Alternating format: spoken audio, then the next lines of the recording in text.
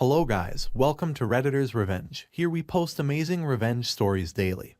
And if you want more content like this, please do subscribe to the channel and stay tuned with us. Moving to our today's first story, which is a revenge story about OP's manager who falsely framed OP for an embezzlement case and sent him behind the bars, so OP exposed all his frauds and made him pay for it. Now story. My whole life, I was always very awkward and unconfident. I was never good at standing up for myself or taking what I was owed, so school was hell for me with bullies and teachers who always made fun of me. I was always scared that this would continue with me my entire life when I get a job, and I wasn't wrong. About 2 months ago, I got my first job out of college. It's an entry-level cubicle job that's nothing impressive, but it's a job nonetheless. Of course, I struggled in the workplace with my awkward attitude and wasn't considered the quickest or sharpest tool in the shed. This was especially difficult with my boss, who even though liked me, still took the occasional crack at me. I didn't mind it that much as I didn't dislike him and I liked the job itself. Anyway, because my boss pretty much thought that I wasn't the most observant person, he had me hang out in his office frequently and even stayed on the phone in front of me constantly. Because he knew that I wouldn't complain, he would always give me extra tasks and stuff to do.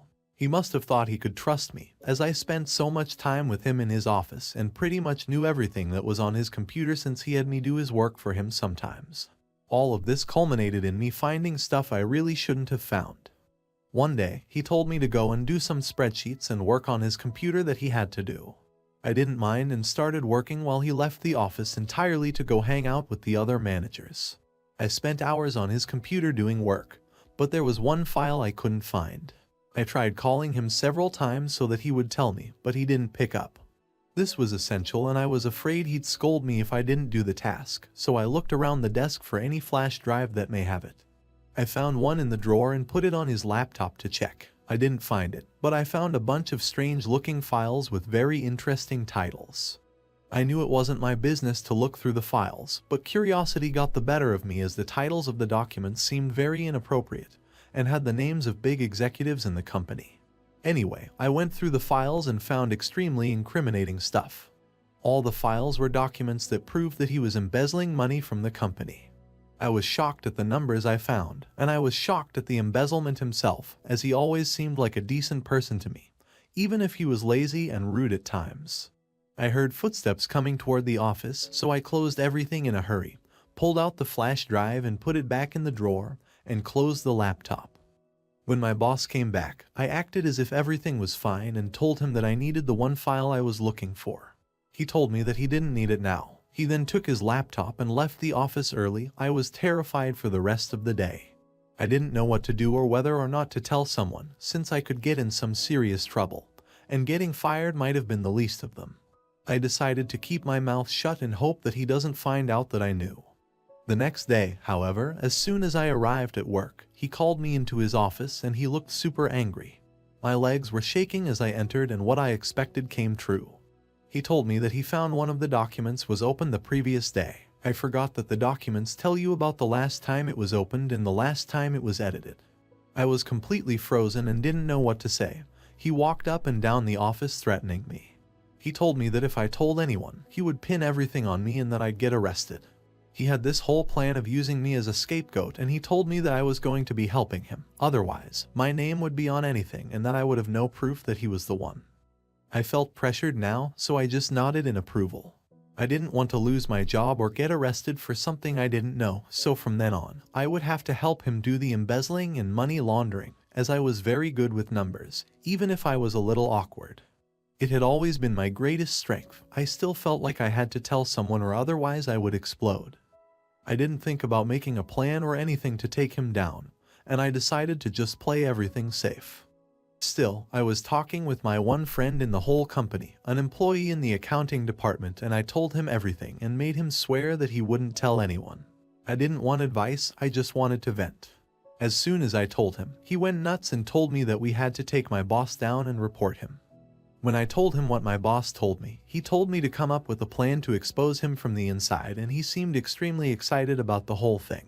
I was apprehensive to try anything, but he told me that if I didn't do anything then, my boss and I might get caught later and then I'd go to jail, so it was a lose-lose situation. My friend outlined a whole plan for me. He told me to do everything my boss asked me to do, but keep making copies of everything, and that since he was an accountant, he would open a secret investigation and keep following the money flowing in and out of the company until he pins it on my boss. I didn't know whether or not to trust him completely, but for the first time in my life, I felt like I was doing something that could take down someone who deserved to be taken down. All of a sudden, my boss reminded me of all the bullies I had at school, and I felt like what I was doing was the way to get back at them. Even though I was doing my boss's dirty business, he also gave me a bunch of tasks for my normal work to keep me busy to the point of barely sleeping. One time, he called me into his office and told me that I would die from all the work I have to do now. He told me I had two choices: either I leave the entire city, not just the company, or stay in the company and bleed work. Normally, I would have quit and taken the easy way out, but I felt like I was doing something productive by planning to take him down, so I told him I would stay. We kept doing this for a couple of months and I was getting better and better, while he seemed to be getting more and more nervous. Eventually, I gained enough confidence to constantly threaten to expose him anytime he did anything to make me feel bad, so he started being more cautious around me. After a few threats, he suddenly offered me a job at the company with a big paycheck. It was a way to schmooze me into keeping my mouth shut, but I told him that instead of the job, I wanted a cut of whatever dirty business he was doing. I didn't want the money, but I wanted to have some sort of power or upper hand. After some convincing, he agreed. At that point, I had gathered enough evidence with my accountant friend to start going official with it. We first anonymously reported suspicious activity in the company to the CEO, and I decided to sue my boss, who would find out later what I did. I had everything ready, and as soon as word spread that dirty business was going on in the company, everyone was on the edge of their seat and my boss knew it was me, so he threatened me with way worse than getting fired that time. I didn't know whether or not to take him seriously, but I was more comfortable at work. I felt protected and safe until one day I came into the office and instead of meeting my boss, I saw the CEO there. Since I didn't directly report to my boss, the CEO was at my cubicle and told me that he wanted to have a word. Instead of being private, he humiliated me in front of the entire company, telling them that I was embezzling money from the company. I couldn't believe it, so I kept denying it and telling him it wasn't me. Before I had the chance to explain that it was my manager, he pulled out a bunch of documents that trace everything back to me. They were fabricated and made by my boss to use me as a scapegoat, but the CEO and the entire company were convinced that it was me. That day, all the anxiety returned and I froze solid, unable to explain myself, even though I wanted to shout. In the end, the CEO told me that I was fired and that the police are investigating the case and will be calling me for questioning. I kept looking around for my manager, but he was nowhere to be found. As soon as the CEO left, I went around the entire company trying to talk to everyone and convince them that it wasn't me. But literally, nobody believed me. Everyone just assumed that I was the weirdo and that I was like this because I was a criminal. I knew I had to go and pull all the documents I copied with my friend to try to explain myself to everyone. I spent a few days at my account friend's house since there was no point in going to a company I was fired from. I just hoped that the police's investigation would turn out clean, but everything was falling apart. My friend told me that he would do his best to find out exactly what was happening and that we would take down my boss, but I was getting less and less hopeful. Just as I was starting to get more comfortable, however, the police showed up at the door and took me in for questioning. Even though I knew I was innocent, there was practically no way for me to convince them without evidence. Even worse, I simply did not know how. My one phone call was of course to my account friend, who was working on the outside to try and clear my name in any way. During questioning, I was probably the most stressed I had ever been in my entire life, so it didn't go as well as I hoped. Still, I told them everything I knew in the whole story, without mentioning the part about being forced to help my boss do his dirty work since I'd pretty much be confessing and I didn't have any reasonable reason such as a threat, even though he did threaten me.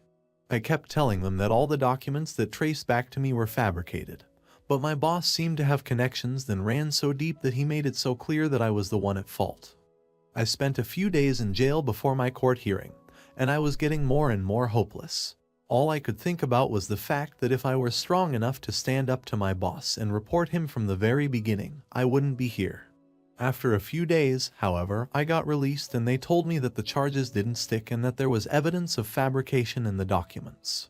I asked them if they found out who did it, and they told me no. My boss was still in the clear, but at least I was free to go. I knew he wouldn't stay quiet, so my friend and I still worked towards taking him down. We got right back to work and finally cracked it. We had all the documents leading back to shadow companies that led back to him and his accounts, and we finally had the evidence to take him down. We could have gone straight to the police with the evidence, but all these hardships made me determined to do the one thing I had always wanted to do: stand up for myself. I went straight to the company, entered his office, threw the documents on his desk, and told him that I had everything I needed to put him away for a long, long time. I told him that he was trash and deserved to be put in jail forever for what he did to me. For once, he was quiet and I was the one who had the upper hand and power over him. I had never felt better in my entire life. I told him that I would go to the CEO first, but he laughed and picked up his phone to text. After a couple of minutes, the CEO walked in and told me to stop. The CEO was in on this and he was working with him to do the embezzling and money laundering. It made perfect sense, and that was why it was so hard to pin anything on him. I wasn't afraid though, since I still had enough evidence and there was nothing they could threaten me with. Instead of threatening me, however, the CEO offered me a huge job with a massive paycheck and benefits. He told me that my life would change completely and that I'd never have to sit in a cubicle ever again. It was so tempting, and they were very, very convincing, but I was done being a pushover for everyone. I knew if I took their offer then I'd just be the same loser, but with money. I went against my gut and told them no. Their reactions changed 180 degrees and they kept threatening me, but I told them that I had already submitted copies of the documents and got a lawyer to sue the company. Over the next few days, my manager was arrested for embezzlement, fraud, defaming, and money laundering. I wished that I had been there to see him taken to jail, but it was still satisfying enough. I knew the CEO was safe, though, since there was no direct blood on his hands, which is why I sued the entire company. It took time, obviously, and I was pretty much unemployed the whole time and living with my friend since I couldn't pay rent. I kept being hopeful that everything would go my way, and even though I wanted the money from the lawsuit, I wanted to see the CEO go down even more.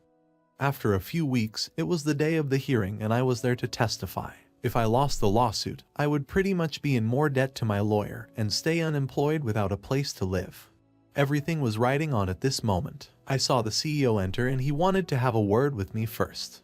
He took me to the side and gave me a final offer with even more money than I would ever get from the lawsuit. He cared more about his reputation and name than the money, and I saw him crack and show weakness. It was very satisfying. And it was even more satisfying when I told him no and insisted on continuing. The hearing started and everything was going according to plan. Both I and my account friend came up to testify, but the CEO seemed to have some super lawyers that money can buy. It went on for quite a while and things were going his way for a little bit, as his lawyers kept presenting so much evidence and fabricated stuff that I couldn't even believe. I guess it paid well to be rich and powerful, even if it wasn't legit. However, in the end, when we presented all our evidence, the court ruled in our favor and I was paid a massive sum of money as a settlement.